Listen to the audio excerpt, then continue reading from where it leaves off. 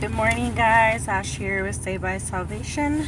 This morning we're going to be reading chapter 40 and 41 in the book of Ezekiel. So I'm just going to jump right in. Chapter 40, the new temple.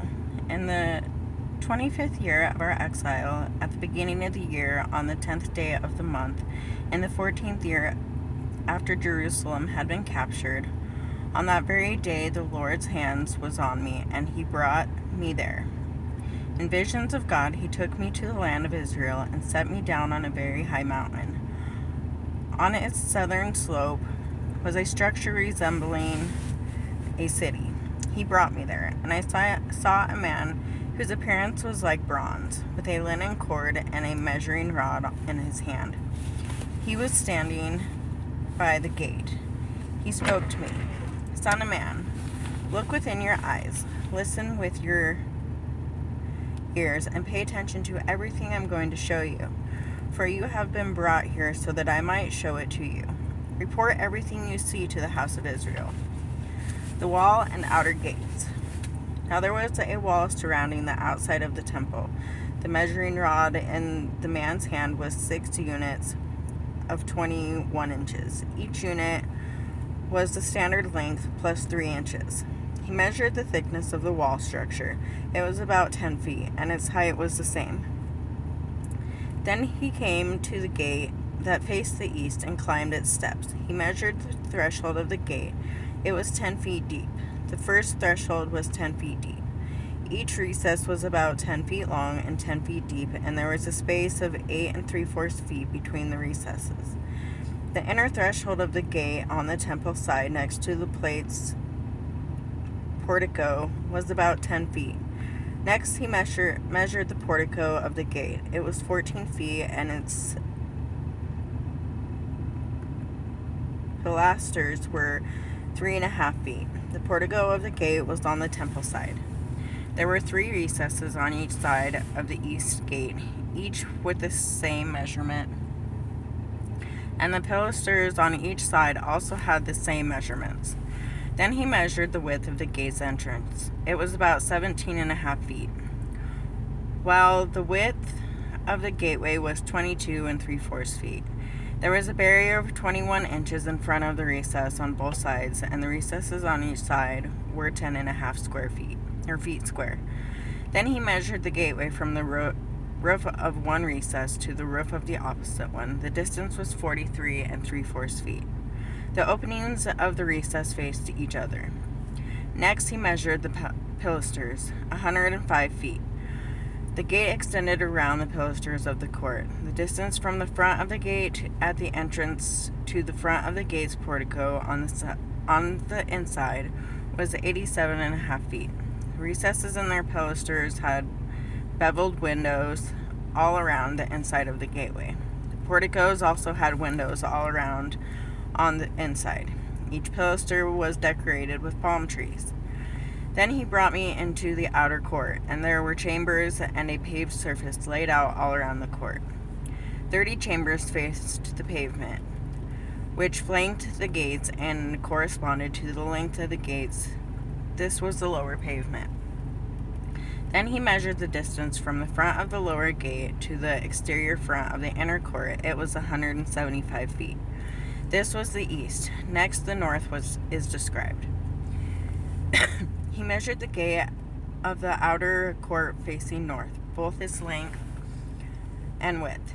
Its 3 recesses on each side, its pilasters, and its portico had the same measurements as the first gate, 87.5 feet long and 43 3/4 feet wide. Its windows, portico, and palm trees had the same measurements as those of the gate that faced east. 7 steps led up to the gate, and its portico was ahead of them.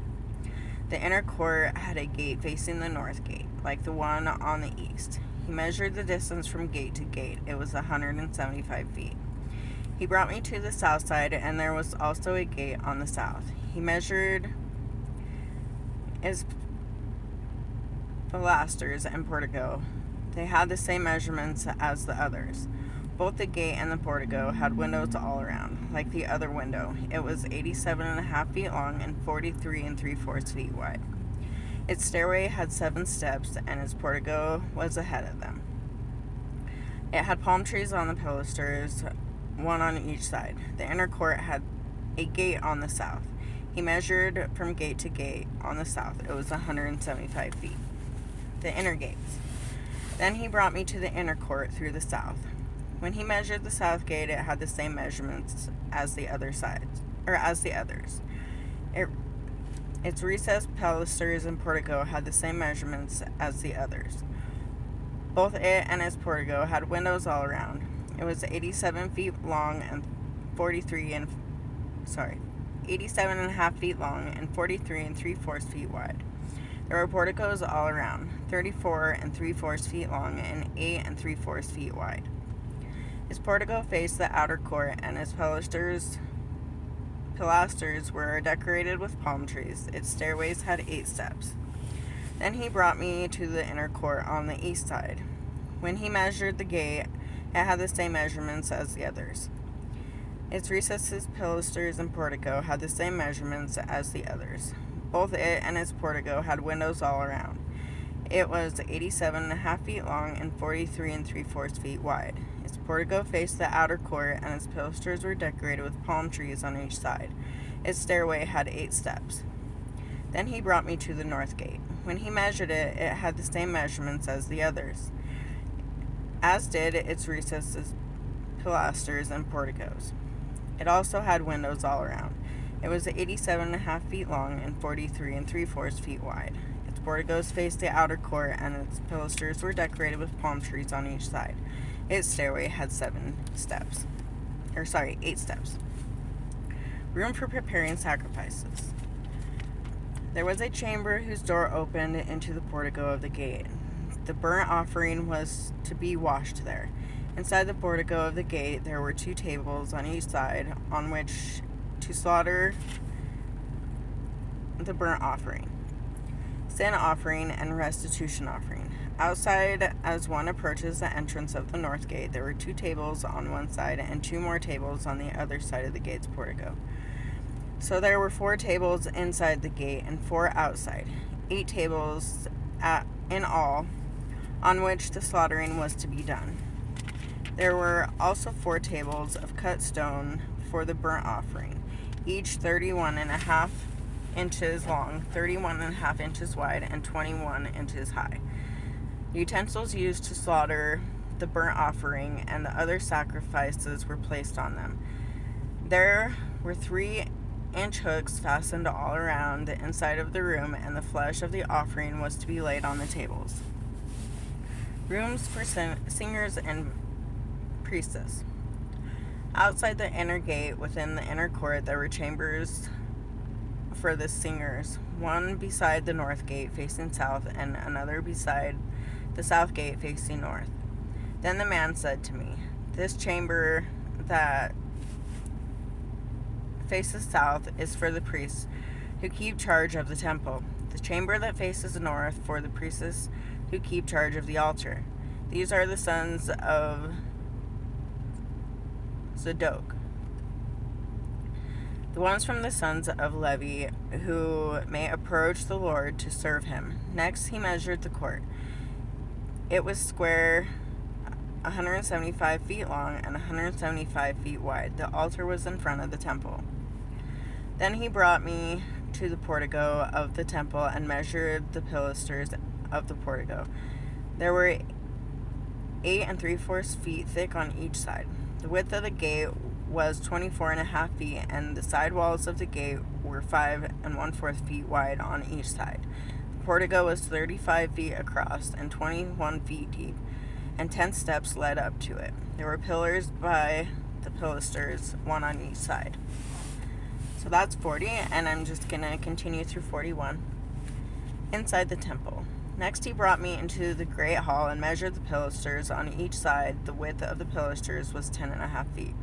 The width of the entrance was 17.5 feet, and the side walls of the entrance were 8 3/4 feet wide on each side. He also measured the length of the great hall, 70 feet, and the width 35 feet. He went inside the next room and measured the pilasters at the entrance. They were 3.5 feet wide. The entrance was 10.5 feet wide, and the width of the entrance side walls on each side was 12 1/4 feet. He then measured the length of the room adjacent to the great hall, 35 feet, and the width 35 feet. And he said to me, "This is the most holy place, outside the temple." Then he measured the wall of the temple. It was 10.5 feet thick. The width of the side rooms all around the temple was 7 feet.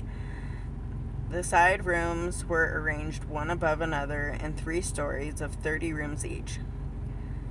There were legends on the wall of the temple all around to serve as supports for the side rooms, so that the supports would not be in the temple wall itself. The side rooms surrounding the temple widened at each successive story, for the structure surrounding the temple went up by stages. This was the reason for the temple's broadness as it rose. And so one would go up from the lowest story to the highest by means of the middle one. I saw that the temple had raised platforms surrounding it. This foundation for the side rooms was 10.5 feet high. The thickness of the outer wall of the side room was 8 3/4 feet.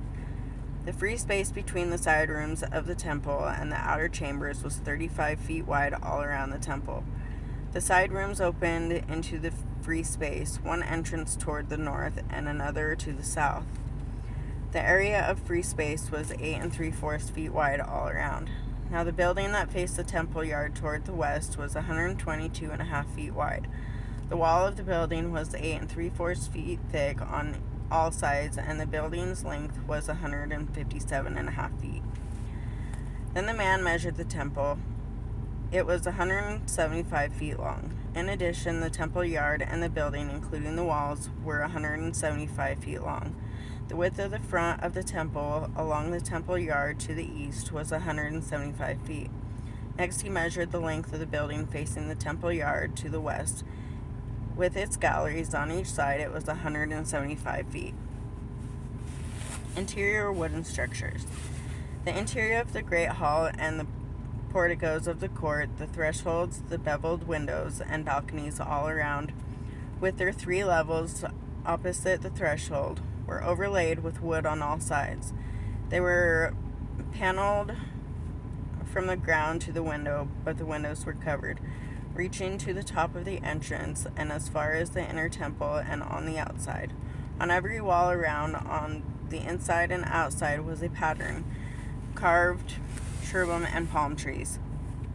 There was a palm tree between each of the cherubim, each cherub and 2 faces, a human face turned toward the palm tree on one side and a lion's face turned toward it on the other. They were carved throughout the temple on all sides. Cherubim and palm trees were carved from the ground to the top of the entrance and on the walls of the great hall. The doorposts of the great hall were square, and the front of the sanctuary had the same appearance. The altar was made of wood, 5 1/4 feet high and 3.5 feet long. It had corners, and its lengths and sides were of wood. The man told me, "This is the table that stands before the Lord." The great hall and the sanctuary each had a double door, and each of the doors had 2 swinging panels. There were 2 panels for one door and 2 for the other. Cherubim and palm trees were carved on the doors of the great hall like those carved on the walls. There was a wooden canopy outside in the front of the portico. There were beveled windows and palm trees on both sides, on the side walls of the portico, the side rooms of the temple, and the canopies.